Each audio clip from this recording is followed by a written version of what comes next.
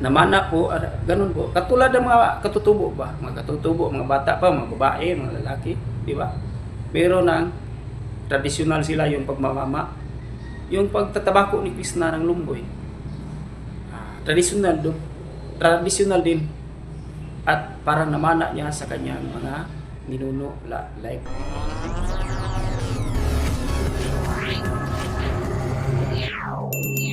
magandang araw sa inyo mga idol. Kumusta po ang ating mga Peking Koreana supporters at ang ating mga Pugong Biyahero supporters mga idol. Kumusta?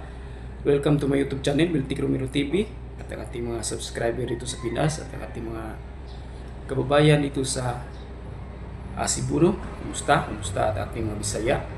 Siyempre ang ating mga OFW, ating mga kababayan na nakatira na po sa ibang bansa, ating mga senior citizen at ang ating mga subscriber. No?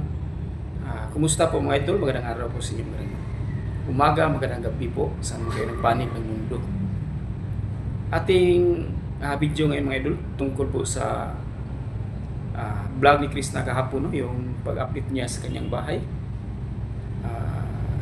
Malapit na palang matapos ang bahay ni Krishna mga idol, no? Malapit na. Ganda pala ng bahay ng ating idol na si Peking Koreana. At syempre yung kanyang farmhouse ay makikita na, malaki na ang lugar ba, malaki na po, may mga hayop po at may mga manok at mga baboy. Pero sa kabila ng lahat mga idol, itong si Peking Koreana ay ating idol na si Krishna. Sa kabila ng lahat sa kanyang pagsaksis, sa kanyang nakamit na tagumpay, no? Mayroong basher mga idol.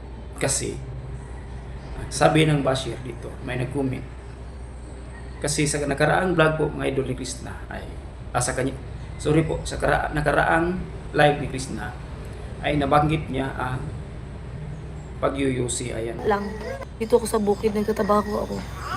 Kasama ko sa tapos ayan. yung bunga ng lumboy, sobrang sarap. Medyo mapakla lang.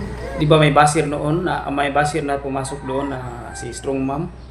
Meron pang isa na hindi ko nabasa siguro ni Krishna. Baka hindi niya nakita. Ito na post mga idol. Ito na comment mga idol. Ayan. Ang sabi niya na totoo pala ang sabi ng iba na magyuyusi ka. Ayan. So, yan ang kanyang comment. Pero sa totoo pala ang sabi ng iba na nag-music ka. Confirm po na mag-music si Krishna kasi siya na po ang po niya kanyang giangkon ba sama. Ina-accept po niya. Sinasabi po niya sa kanyang live na mag-music talaga siya. Noon, lumboy. Yung lumboy sa amin mga idol ay dahon ng duhat sa Tagalog. Kasi lagyan ng tabako para sipsipin, sindian, yun ang lumboy. So, ang sabi niya, yusi, hindi po siya yusi, di ba? Yusi ay sigarilyo yun. Ang yusi ay mga maraming brand yun ang UC, di ba? Klase ng sigarilyo yun ang UC. So, ang ibig sabihin ni Krishna ay lumboy. So, lumboy, duhat, dahon ng duhat, lagyan ng tabako. So, kasi hindi po reaction ko dyan, hindi po wala sa mga tradisyon ang ganon. Kasi sa mga nakaraang panahon, yung mga patanda natin, mga ninuno natin, mga babae o malalaki, naglulumboy talaga sila. Yan. Talaga sila, nagtabako ng lumboy. Kasi tradisyon nila. So, siguro namana ni Krishna sa kanyang tradisyon, sa kanyang lula ba, or sa idol sa mga ninuno niya. Hindi po masama yun kasi lumboy lang at tabako ay walang problema yun. Lula ko nga dumating ng 80 ang edad, naglulumboy. Ah, ano po, wala pong nangyari sa kanya kasi lumboy, walang chemicals, walang ano, walang halong chemicals ba. So, binabas po si Krishna dahil sa kanyang ano bang Tagalog ng angkon? Pag-angkon ba? Kasi sinasabi niya sa kanyang live na totoo, naglulumboy talaga siya, nagtatabako siya. So, binabas siya. Sabi na totoo pala ang sabi ng iba na nag-UC ka. Pero may kaibahan ha. Ang UC, iba yun ang UC kasi ang UC ay ano, sigarilyo yun, ba? Sigarilyo. Ang kay Krishna ay lumboy at tabako. So, hindi natin ano yun kasi mga traditional yun, yung mga ganon, yung pagmamama, yung paglulumboy, mga traditional yun sa ano yun na mana po sa ninuno.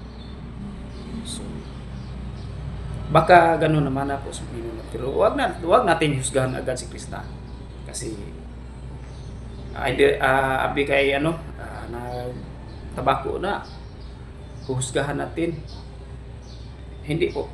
Kasi idol natin si Krishna, idol natin talaga. Kahit ano pang mangyari sa kanya, ano pang